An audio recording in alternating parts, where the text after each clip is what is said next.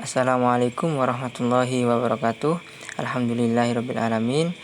Wabihi nasta'in wa ala umurid dunya waddin. Salatu wassalamu ala sayyidina Muhammadin wa ala alihi wa sahbihi ajma'in.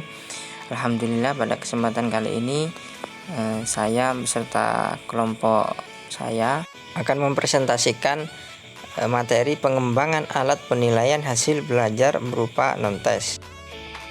Pengertian teknik non-tes adalah cara penilaian hasil belajar peserta didik yang dilakukan tanpa menguji peserta didik, tetapi dengan melakukan pengamatan secara sistematis.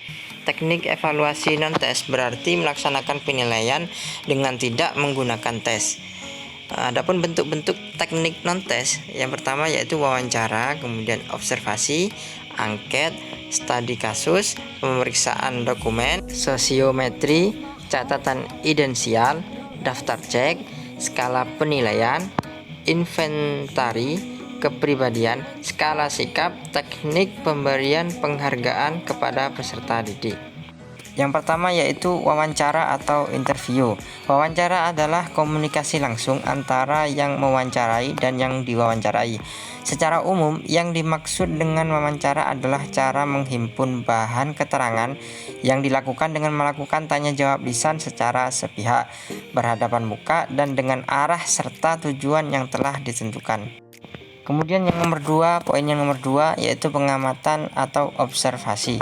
Observasi adalah cara menghimpun bahan-bahan keterangan atau data yang dilakukan dengan mengadakan pengamatan dan pencatatan secara sistematis, logis, objektif, dan rasional terhadap fenomena-fenomena yang sedang dijadikan sebagai sasaran pengamatan. Alat yang digunakan dalam observasi disebut pedoman observasi. Kemudian poin nomor 3 yaitu angket. Pada dasarnya angket adalah sebuah daftar pertanyaan yang harus diisi oleh orang yang akan diukur atau respon. Pada umumnya tujuan penggunaan angket atau kuesioner dalam proses pembelajaran terutama adalah untuk memperoleh data mengenai latar belakang peserta didik sebagai salah satu bahan dalam menganalisis tingkah laku dan proses belajar mereka. Kemudian poin nomor 4, studi kasus. Studi kasus adalah mempelajari individu dalam proses tertentu secara terus-menerus untuk melihat perkembangannya. Misalnya, peserta didik yang sangat cerdas, sangat lamban, sangat rajin, sangat nakal, atau kesusahan dalam belajar. Poin nomor 5 yaitu pemeriksaan dokumen.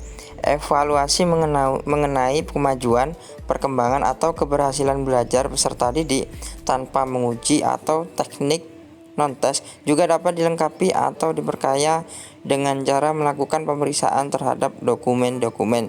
Misalnya, dokumen yang mengandung informasi mengenai riwayat hidup atau autobiografi, seperti kapan-kapan dan di mana peserta didik dilahirkan, agama yang dianut, kedudukan anak di dalam keluarga, dan sebagainya. Selain itu juga dokumen yang memuat informasi tentang orang tua peserta didik, dokumen yang memuat tentang lingkungan non-sosial seperti kondisi bangunan rumah, ruang belajar, lampu penerangan, dan sebagainya. Poin nomor 6, sosiometri. Sosiometri adalah suatu penilaian untuk menentukan pola pertalian dan kedudukan seseorang dalam suatu kelompok. Poin yang nomor 7 yaitu catatan idensial. Adalah catatan-catatan singkat tentang peristiwa-peristiwa sepintas yang dialami peserta didik secara perseorangan. Poin 8, daftar cek. Daftar cek adalah suatu daftar yang berisi subjek dan aspek-aspek yang akan diamati.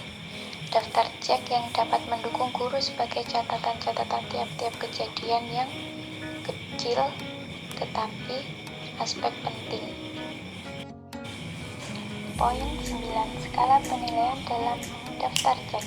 Penilaian hanya dapat mencatat ada tidaknya variabel tingkah laku tertentu. Sedangkan dalam skala laporan fenomena yang akan diatur dalam tingkatan-tingkatan yang telah ditentukan. Poin ke-10, inventory kepribadian, serupa dengan tes kepribadian. Bedanya pada inventory, jawaban peserta didik tidak menetapkan kriteria yang benar salah. Semua peserta didik adalah benar selama dia konflik yang sebenarnya. Walaupun demikian, dipergunakan pula skala-skala tertentu untuk mengkuantifikasi jawaban sehingga dapat dibandingkan dengan kelompoknya. Aspek-aspek kepribadian yang biasanya dapat diketahui melalui inventory ini seperti sikap, minat, sifat-sifat, sifat kepemimpinan, dan dominasi. Poin 11 skala sikap.